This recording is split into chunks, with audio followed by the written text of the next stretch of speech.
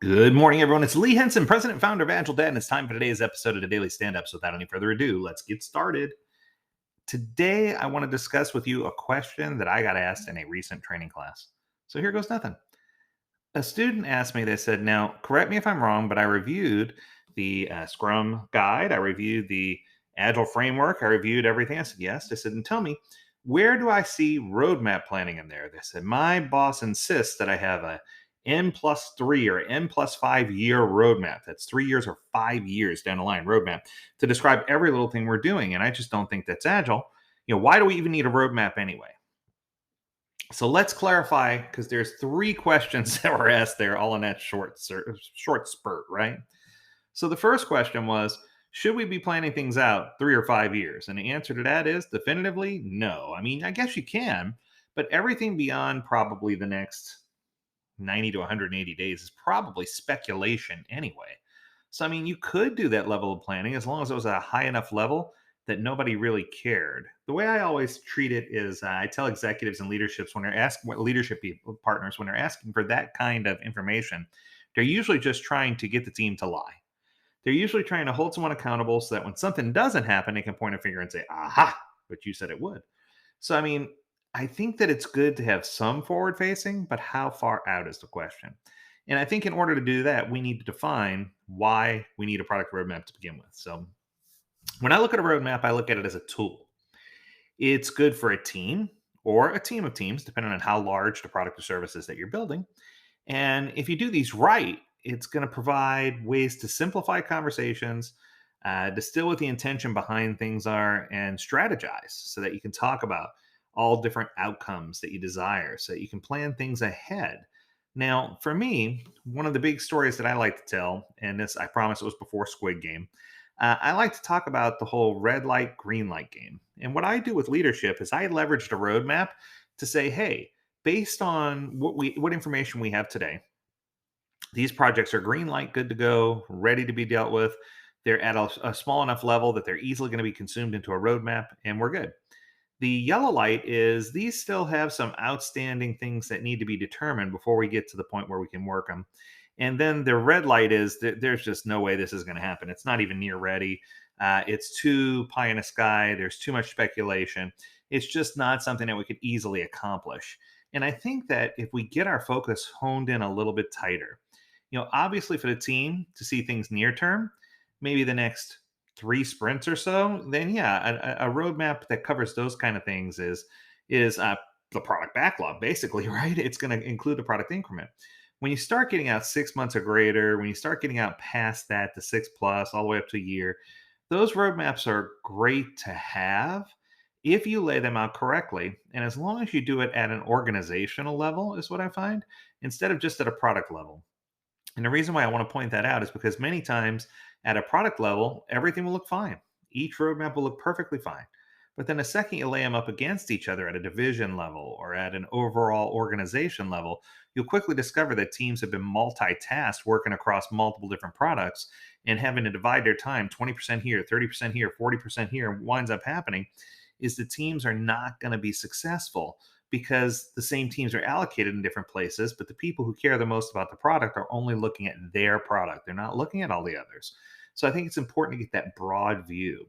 And this is where you use a tool like Miro or Mural to help you see that broad view, because you can get those kind of roadmaps in there pretty easily. Inside of a system like Jira, which I love, it sort of isolates you to a product at a time, depending on how you have it set up. So you just need to really be careful and be honest with yourself about what you're looking at with the perspective of the roadmap. And I think that there's two different ways that you can see or set expectations and understand why the roadmap is important. The first set of expectations provide clarity for people outside the team or the teams that are working on it, right? So it gives stakeholders a purview of what's being worked on. It gives people a plain English way that they can quickly look at a body of work and say, yes, I understand it. It reinforces an agile way of thinking because it lets people know that, hey, even though this isn't committed to work, that it gives you some type of rough non-committal horizon to say, hey, this is when we can expect things to sequence, right? It gives you some idea of where things are going to fall. Sponsors and often senior leaders, VPs, directors, etc., can start to have the what if conversations that they need to have when they consider making trade offs or strategic shifts in what they're trying to do. Especially if you could see it one team compared to the next, because when you can see all those teams together and what they're working on globally, it makes it a lot easier to see this from teams' perspective, which is really, really interesting. So I'm almost advocating for team based road mapping, which is kind of interesting. But what I'd like to see even more so is a roadmap that's organization based or division based, that then you can filter down and see, what allocation you have of teams across the roadmap. Because the truth is, as much as I'd love to have, dedicated teams working on a single product or service, I love whip limits just as much as the next guy, but I just don't see that happening in many large organizations. You can also leverage this so that other teams who may be working on or maybe dependent on the work that you're doing can quickly understand where you are and get some strategic direction so you can help resolve conflicts or coordinate if you need to with hardware and software, et cetera, if you're building that type of product. Lots of things you can do. There's lots of value outside the team. Now, for the inside the team piece of this, so there's the roadmap does set expectations internally too, right? Because the truth is, sometimes when you get a whole truckload of backlog items, it's hard to get the big picture. It's hard to see the intended direction. It's hard to get it all, hammered into a big picture of what's supposed to be happening.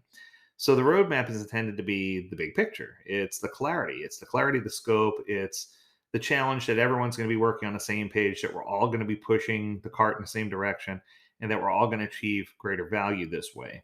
And it also allows us to dedicate a portion of it to talk about strategic directioning and things that are going to happen in the future and innovation. And I often encourage people, if you're going to have a roadmap, make sure you have at least one section that's dedicated to innovation so that you're constantly looking forward, right? Doesn't mean those things are completed in a set amount of time, but you're at least doing the research to queue things up so that you never run out of inbound work. Finally, a roadmap just gives you internally to sequencing at a high level. So that way, if you have questions about what's coming up next and how it might impact, how what you're doing now might impact or how that might impact something in the future, you can always go in and see the path for how things are going to be directed so that you can figure out what's going in each quarter. And then, obviously you'll want to review this every single quarter. I do hear some pitfalls in organizations where they try to review this once a year, and that just scares me to death. My key here is if you're going to spend the time to build a roadmap, you should at least be reviewing it once every quarter. So, you know what? That's going to do it for me. So, I hope you enjoyed this episode of the Daily Stand Up. As always, we encourage you to tune in and ask questions. If you have questions or comments or concerns or an article you'd like for us to read, hit us up. Learn more at agiledad.com. We'd love to hear from you. As always, we encourage you to stay healthy, stay well, and stay agile, my friends. Until next time, do take care.